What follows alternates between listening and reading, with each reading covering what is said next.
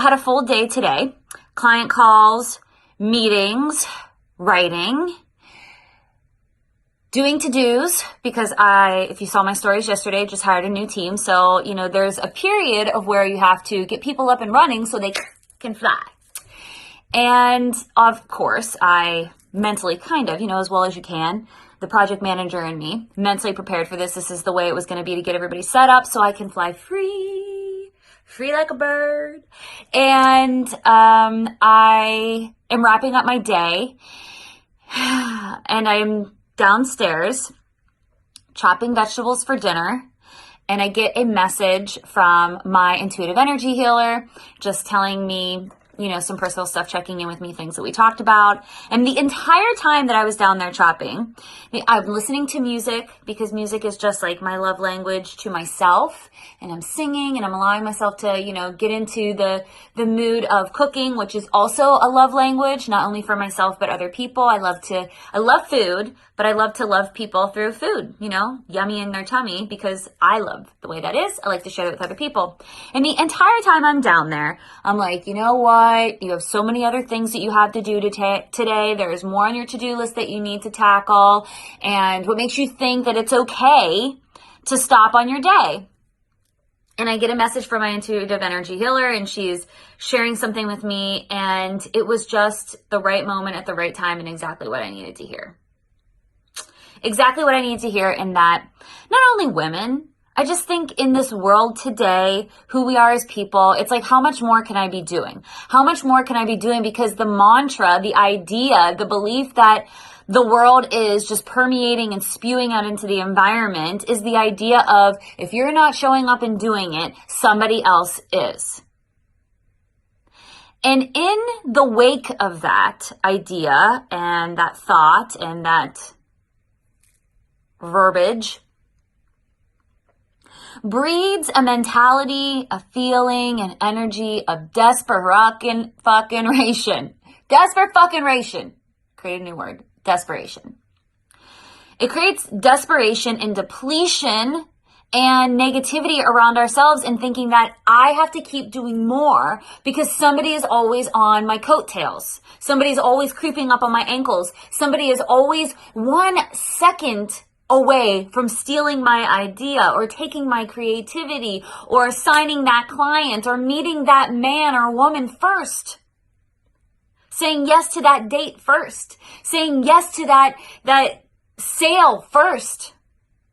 Saying yes to that yoga class. Saying yes to that last pound of ground beef at the butcher.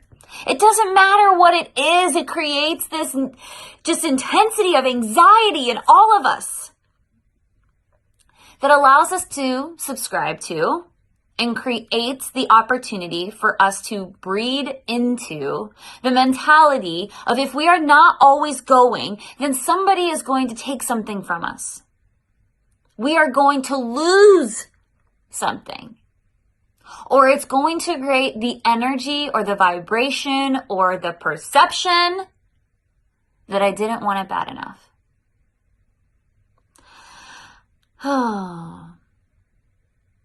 I, for one, am really fucking tired of this. I, for one, don't want my nieces or nephews to grow up with this.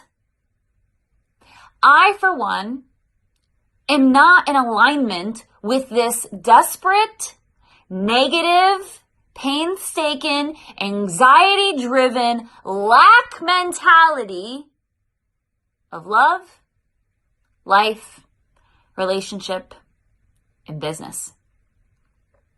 And as a coach, obviously it doesn't sound great for me to come and just air to you guys that I also deal with these shadows.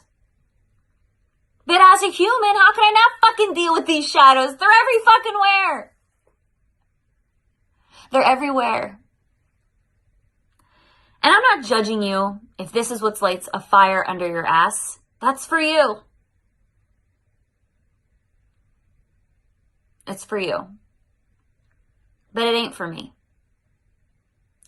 And for those of you out there that feel the weight of this, that are compounded under the anxiety of this and are allowing this every single minute of every single day, even when you're not even conscious of it,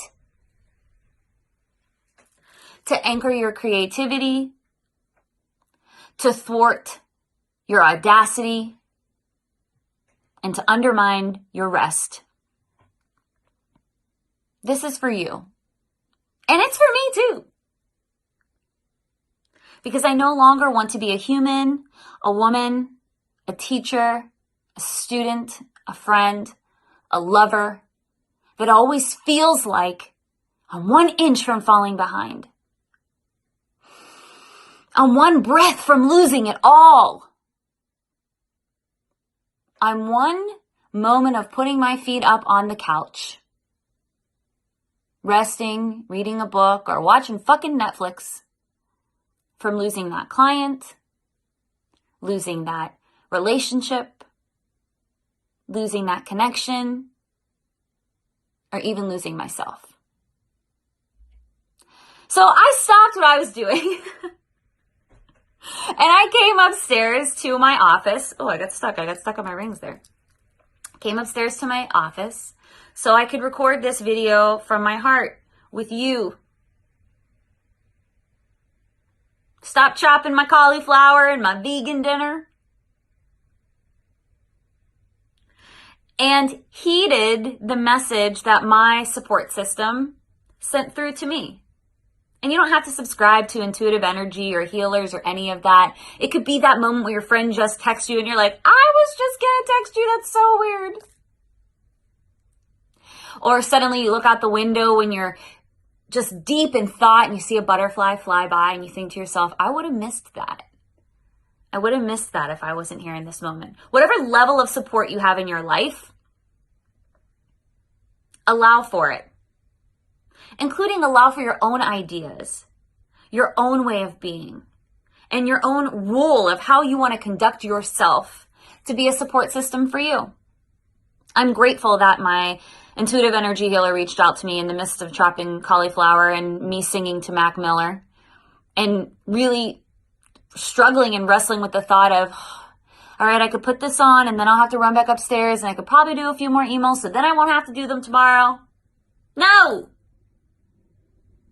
This is why support is important.